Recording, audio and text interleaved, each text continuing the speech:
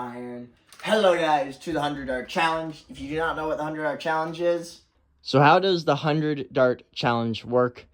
You take a blaster with 100 rounds, you run 100 rounds through it with a timer. The timer stops after you fire 100 darts. Then you put it up on the 100 dart challenge list, see if it's good or bad, and see where it just lands all the time. And that is how the 100 dart challenge works. Today we'll be testing this blaster right here called Big Iron. It is a T-pole 6-round blaster. This one's going to be interesting because the first six shots will actually be 12. I'll be loading it with 12 half darts and then be using full length darts from there. Just because I could have shot at 12, and because it's hard to load it again, I can just switch to full lengths. So it speeds up the process, and I have no idea how fast this can go. So only really one way to find out. Issues are the actual loading because they have brass. This blaster has brass inserts, so that's a bit harder to load. But I don't really have anything else. We're going to see what Big Iron can do on the field, shall we? Hello guys to the 100 dart challenge. If you don't know the drill, we load up first, and this will be very interesting because I took 12 half darts and took 12 full length darts out. So this thing will be starting first with shotgun blasts, and then we'll be quickly switching.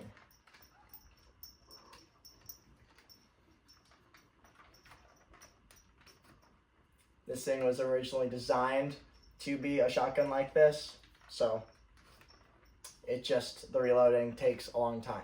It's not the best, but it's not awful, in my opinion. For that, nothing really much else to say. On your marks, get set, go.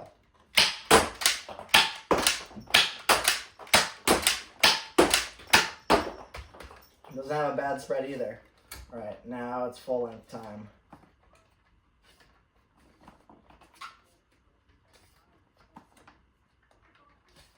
Which is probably going to take such a long time to do.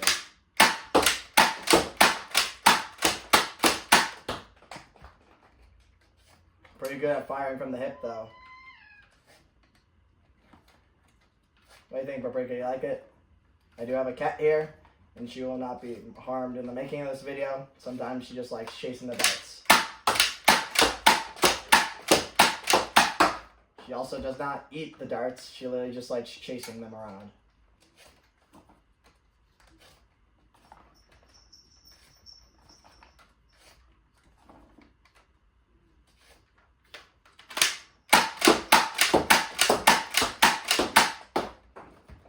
This thing has a pretty good pop to it, huh?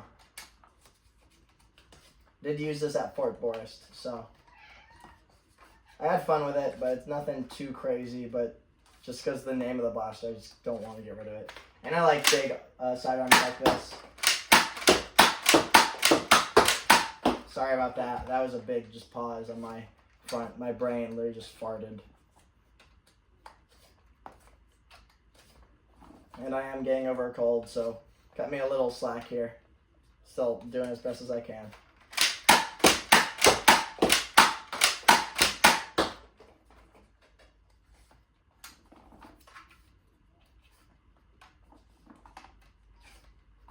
And the loading is just so slow.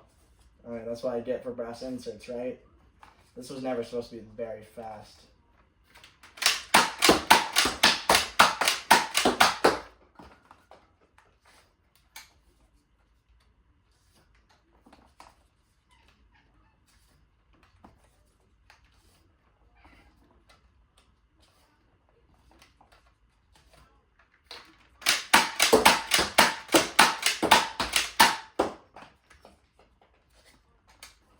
Alright, we keep the loading going. And another issue with this blaster, it doesn't, the pegs that hold this in are gone, so some of the darts can go too far. So I have to also make sure I don't do that, because it could mess up its O-ring. And from last episode, you understand what happens when you lose an O-ring or it gets blown out. But if it gets like half knocked off, that's even worse. That means it just doesn't really fire. Get in there. Dang.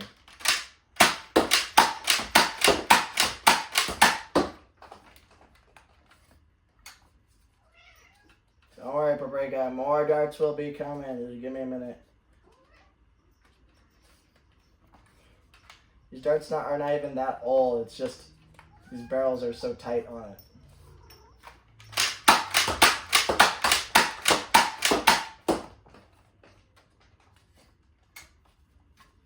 And it still has its air restrictor, so that's why I decided to go with full lengths. If it didn't have its air restrictor, which honestly sometimes the air restrictor makes it more powerful. It's weird, I know, but sometimes it works better than just removing it because the pressure is concentrated.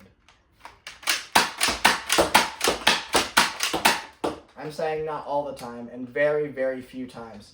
But with some of the X-Shot blasters like this one or the Little Menace, it actually does a lot. Because I have tested it without air restrictor in the Little Menace and with an air restrictor.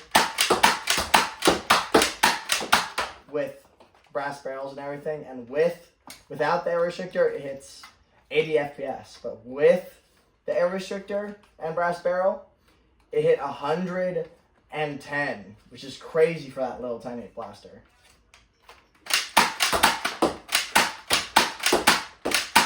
Oopsies, my finger slipped off of that one. Yeah, air restrictors aren't always the worst thing to get rid of, or not always the worst thing to get rid of. Most of the time it is, but sometimes the air restrictor does help.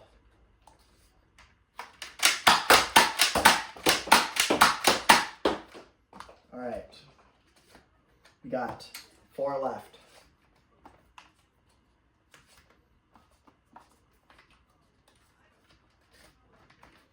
And it's rotating.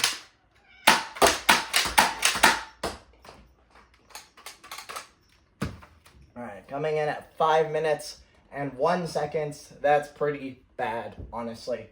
If it's 4 to 5 minutes, that's pretty poopy to pretty bad, and this is pretty bad. Top of bad, but still pretty bad. In that case, let's see where it lands on the 100 Dart Challenge list and my final thoughts on it, shall we? So where does the X-Shot blaster? Well, incredibly enough, at 100th place with 5 minutes, which is kind of funny to me. It's exactly 100th place, 100th place, and it's 5 minutes, which you have not had a blaster that's been in 5 minutes. But that means it is definitely a bad blaster. 5 minutes is not good at all. Honestly, above 440 is bad, in my opinion.